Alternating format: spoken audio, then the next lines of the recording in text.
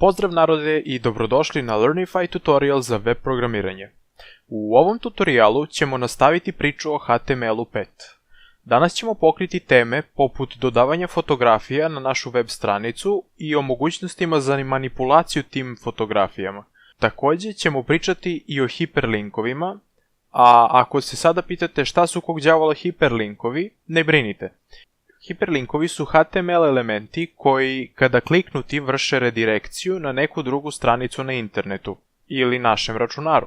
U prevodu, to su elementi HTML-a koji sadrže mapu do neke lokacije koju mi trebamo da zadamo i onda kada kliknemo na taj link, on nas odvede do lokacije koja je ubeležena na mapi. Sve će ovo postati mnogo jasnije kada budemo došli do praktičnog dela ovog tutoriala. Kada smo to sklonili s puta, možemo nastaviti sa pričom. Zaboravio sam da navedem najvažniji deo koji će danas biti pokriven, a to su atributi. Inače, svrha atributa jeste da daju neke dodatne informacije o elementu kome su dodeljeni. Znam da ovo zvuči jako neodređeno, ali pošto je naslov videa taj, verujte mi da će biti još priča o njima. Pa hajde da krenemo već jednom. Danas neću koristiti Notepad, pošto je poenta prethodnog videa bila da pokažem da je to moguće, ali ja ipak preferiram rad u programima koji pružaju neki vid pomoći u radu, koji nude bolju preglednost, tako da ću u buduće koristiti Atom.io. Napravimo prazan tekstualni dokument na našem desktopu, daću mu ime tutorial 3. Sećate se da je jako bitno da stavimo odgovarajuću ekstenziju fajlu, tako da treba staviti da je ekstenzija.html. Sada, kada smo to uradili, možemo se posvetiti dodavanju slika našoj web stranici. Slike su, kao što nam je svima jako dobro poznato, jedan od najvažnijih aspekata današnjeg web developmenta. Tako da je jako bitno da damo sve od sebe da ih savladamo u što većoj meri kako bismo mogli da raspolažemo sa što većim brojem mogućnosti kada je stilizovanje i prikaz slika u pitanju. Img tag je jedan od onih tagova koji su u manjini, koji ne zahtevaju zatvaranje taga, već se sastoje samo od otvorenog taga. Sad, kad smo napisali naš prvi img tag, verovatno se pitate, pa kako će sad moj browser da zna koju sliku da prikaže na mojoj stranici i gde da je prikaže? Odgovor na to pitanje je pomoću ranije pomenutih atributa. Svaki img tag mora da posjeduje src atribut, koji predstavlja skraćenicu od source, to znači izvor, što u principu govori o tome čemu služi. Zadatak mu je, kao što mu ime kaže, da da lokaciju do slike koju želimo da prikažemo na našoj web stranici. Mislim da je bolje da vam odmah pokažem kako se to praktično radi i koji rezultati se dobijaju, nego da vam teoretišem o tome u nedogled. Da li i vi imate neki čudan osjećaj da smo nešto zaboravili? Tako je, zaboravili smo da dodamo sve one tagove o kojima smo pričali u prethodnom videu. Kada smo to uradili, možemo da se vratimo našoj prvoj slici. Jedna jako važna napomena jeste da se atributi u HTML-u uvek dodaju u otvorenom tagu elementa. Nikad nećete dodavati atribute u zatvorenom tagu nekog elementa. Zapamtite to, jako je važno. Sad, napišimo src atribut našoj slici kako bi mogli da dobijemo željeni rezultat na našoj web stranici. Ukoliko je slika u istom folderu kao fajl koji koristi tu sliku, onda je samo dovoljno napisati ime te slike. I jednu jako važnu stvar, a to je ekstenzija. U mom slučaju, na primjer, kao što možete vidjeti, ja imam sliku svog ježa na desktopu, a HTML fajl koji pišemo je također na desktopu. Tako da ne moram da zadajem putanju do slike unutar src atributa, već je samo potrebno napisati ime slike i ekstenziju. Mislim da je sada pravi trenutak da vidimo kako naša stranica izgleda. I trenutak istine. I da, tu je naša slika ježa. Ovaj primjer nije baš najrealniji, pošto se gotovo nikad u realnim situacijama neće desiti da vam svi eksterni fajlovi koje dodajete u web stranicu budu u istom folderu kao i sam HTML fajl.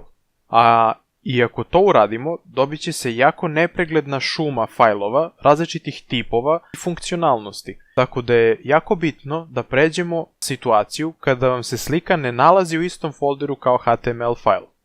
Kako bih vam što bolje dočarao poentu ove priče, napravio sam nekoliko foldera koji su ugneždeni jedan u drugi i na kraju se nalazi ista ona slika ježa od malopre.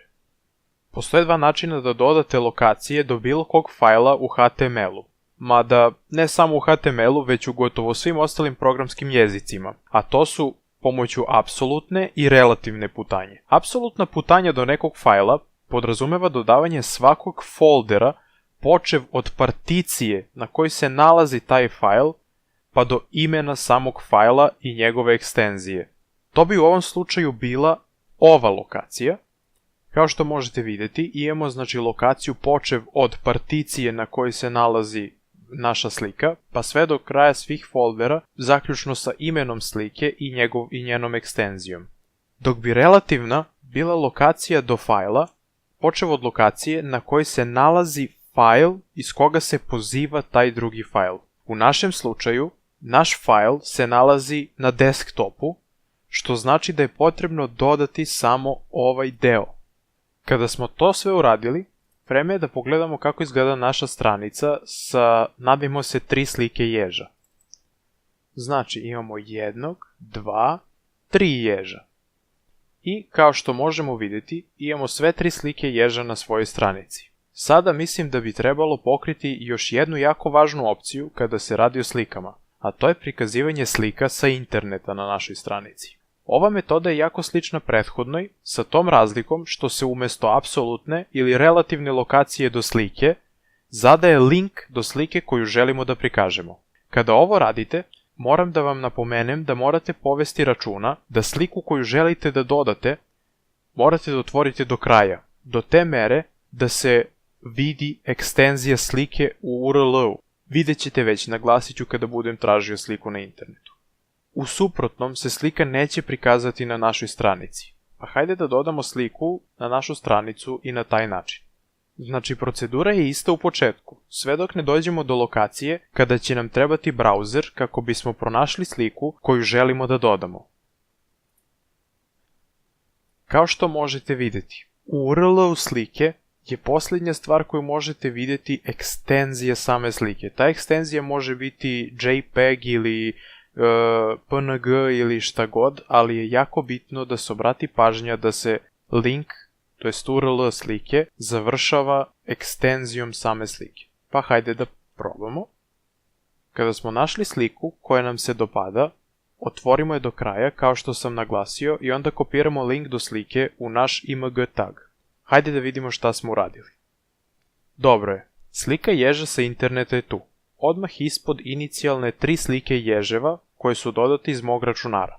Inače, pored src atributa, slike u HTML-u imaju još gomilu drugih atributa koji se mogu dodati. Te atribute možete pogledati na Petri School sajtu ili jednostavno izgooglajte Image Attributes i siguran sam da ćete uspjeti da nađete koje sve opcije imate kada su slike u pitanju.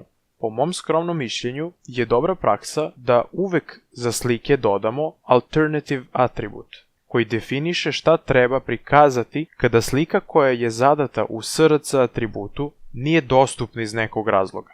Kako bismo ovo testirali, namerno ćemo pokvariti sliku koju smo dodali iz računara, tako što ćemo obrisati ekstenziju i na taj način dokazati dve stvari, a to su da su ekstenzije jako bitne i da alternative atribut prikazuje zadati tekst kada slika nije dostupna. Pa hajde da napravimo ove dve promjene. Prvo ćemo obrisati ekstenziju našeg fajla, to jest naše slike, a onda ćemo dodati za tu sliku alt atribut i napisati unutar njega tekst koji će nas upozoriti da je nastao problem.